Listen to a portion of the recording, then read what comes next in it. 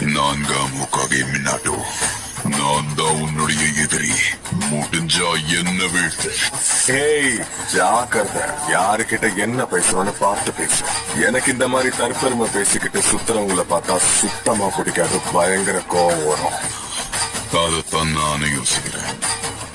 அது மட்டும் இல்லாம இந்த மாதிரி எனக்கு கோவம் வந்துச்சுன்னா என் எதிர்க்க நிக்கிறவங்க உயிரோட இருக்க மாட்டாங்க. கஷ்டப்படாத நாட்டோ, என்கிட்ட அந்த ஜிட்சு வலசு யார் இன்னொருத்தரை விட ரொம்ப வேகமா தாக்குறாங்களோ அவங்க தான் இதுல ஜெயிப்பாங்க.